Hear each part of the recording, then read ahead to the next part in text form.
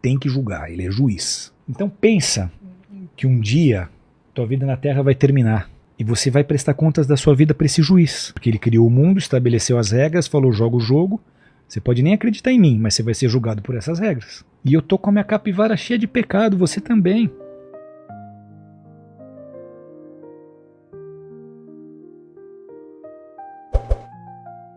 Olá, meus irmãos, que Deus abençoe você de uma forma especial. Hoje mais uma notícia triste, que é a morte do apóstolo Rina, mais conhecido dessa forma, mas o seu nome é Rinaldo Luiz de Seixas Pereira. Morreu aos 52 anos nesse domingo, dia 17, após sofrer um acidente de moto no interior de São Paulo. O falecimento foi comunicado pelas redes sociais da igreja. O apóstolo Rina foi fundador de uma igreja contemporânea, a Igreja Bola de Neve, muito conhecida por ter uma abordagem com uma linguagem que conseguia cativar muitos jovens. Inclusive, o púlpito em muitas igrejas era uma prancha de surf.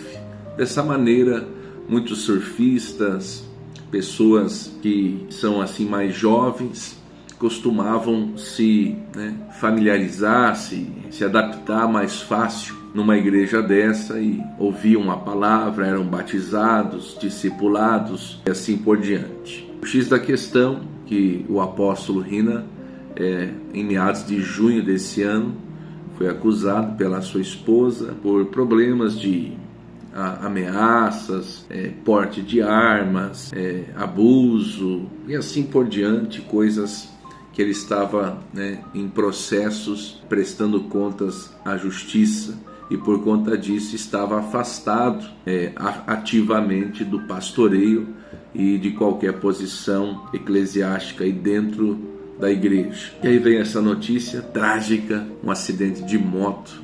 Ele é levado ainda com vida até o hospital, mas não suporta os ferimentos e vem a óbito. A igreja abalada com a situação.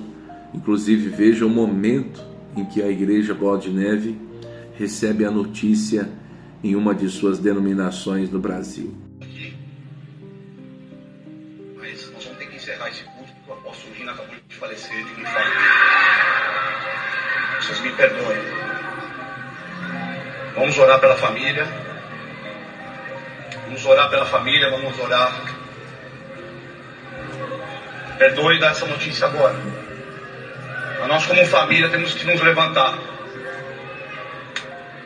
Nossa, gente do céu. As pessoas gritam ali, espantadas, chocadas com a notícia. E aí vem uma questão que nos faz refletir, porque a morte é uma coisa muito dura, né? A morte não tem quem consiga freá-la.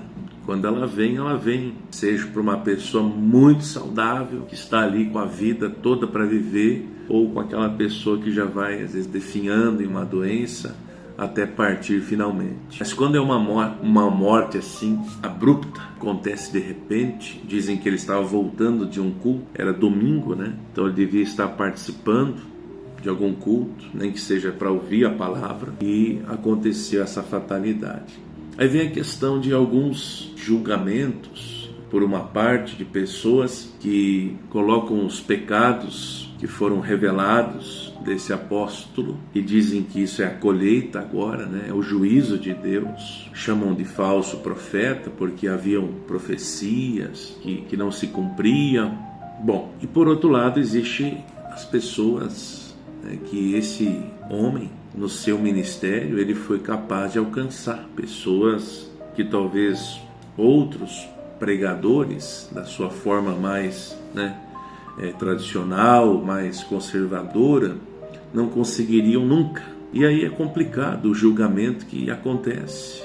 É até triste você ver alguns comentários que rolam pelas redes das pessoas quase que comemorando, dizendo bem feito, praticamente falando isso. E nós, como cristãos, temos que dar uma pisada no freio e ver se a gente não está sendo meio rápido demais em fazer julgamentos. É claro que a posição de um sacerdote é complicada, porque tudo que você faz acaba sendo o seu testemunho que está ali em jogo. E ai daqueles por quem vierem os escândalos. O que aconteceu na vida pessoal desse apóstolo Rina, ele acabou afetando muitos crentes. O meio aí da bola de neve acabou sendo desestabilizado um pouco, criando até o que foi chamado por alguns de uma polarização dentro da igreja. Mas ao voltarmos os olhos para a palavra, a gente vê que Jesus disse que aquele que nunca cometeu pecados, então,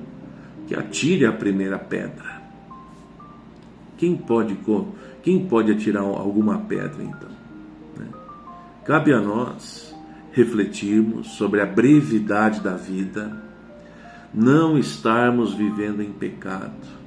Eu quero daqui a pouquinho deixar uma entrevista, um trecho, que o próprio apóstolo Rina, em uma entrevista ao podcast Inteligência Limitada, do Vilela, que inclusive o Rina batizou Vilela, que é um dos podcasts maiores que existe no Brasil, e ele falando sobre a questão de que um dia a gente pode estar comparecendo diante do Senhor no juízo e como será. Ele mesmo falava sobre aquilo que agora ele está passando. Assista agora então o trecho que eu comentei no dia em que Rina esteve há um ano atrás no podcast com Rodrigo Vilela, falando sobre o juízo, sobre a salvação e Jesus, o nosso advogado. Tudo está em Gênesis. Tudo começa. Deus se apresenta em Gênesis como Elohim. Elohim significa criador, governante e juiz. Em outras palavras, ele criou, porque ele criou, ele governa, ele tem autoridade para governar, a criação é dele, e porque ele governa, ele tem que julgar. Se ele não julgar, ele não é justo. Ele não pode pagar o mesmo para quem faz certo e para quem faz errado. Então ele tem que julgar, ele é juiz. Então pensa que um dia tua vida na Terra vai terminar e você vai prestar contas da sua vida para esse juiz. Porque ele criou o mundo, estabeleceu as regras, falou joga o jogo, você pode nem acreditar em mim, mas você vai ser julgado por essas regras. E a única coisa que vai te salvar é a tua fé em Jesus, que eu mandei para morrer por você. Então ele vai um dia se revelar a cada um de nós e nós vamos prestar contas das nossas vidas a ele. E eu tô com a minha capivara cheia de pecado, você também. Se eu cair nesse juízo, eu tô condenado. Eu preciso de um advogado. João apresenta Jesus como Paracletos, advogado. Um dos nomes de Jesus é advogado. Ele é o único advogado que está interessado na sua causa. O demônio de acusador. Por que ele está interessado na sua causa? Ela é perdida. Nenhum advogado quer a tua causa. É perdida, a minha também. Mas Jesus pega todas e não perde uma. Por quê? Porque nesse julgamento tem um acusador. Diabo significa acusador. Ele está lá dizendo, você me condenou ao inferno. Ele também pecou, ele também se rebelou contra você. Ele também transgrediu as tuas leis. Você também tem que mandar ele para o inferno. E o justo juiz precisa fazer justiça. Ele tem que mandar para o inferno. Só que é entre o seu advogado. E ele vence a causa. Não porque ele tenta convencer com argumentos o juiz de que você não é digno de condenação. Ao contrário, ele concorda com o acusador. Ele fala, você tem toda a razão, ele é pecador. Ele precisaria ir para o inferno. Só que aí sabe o que ele faz, Vilela? Ele levanta da cadeira de advogado dele, ele tira você da cadeira de réu, ele senta na cadeira do réu e ele fala, ele é culpado, mas eu vou pagar a pena. Eu vou pagar pelos pecados dele. E foi isso que aconteceu na cruz do Calvário. E é só isso que o ser humano precisa acreditar para poder ser salvo. Eu não vou ser salvo pela minha bondade, porque minha justiça própria é como trapo de imundícia. Trapo de imundícia eram os panos que as mulheres usavam naqueles dias no Antigo Testamento. A minha justiça para Deus não é nada. Deus não vai me aceitar pela minha justiça. A minha natureza é pecaminosa. Eu peco o tempo inteiro em palavras, em pensamentos, eu sou pecador.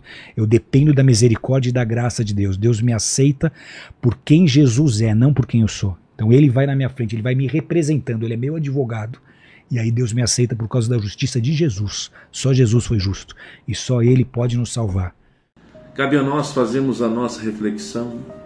Agora é a nossa vez de meditar, de pensar, de corrigir o que tiver que ser corrigido. Julgamentos sobre este que foi não mudará nada.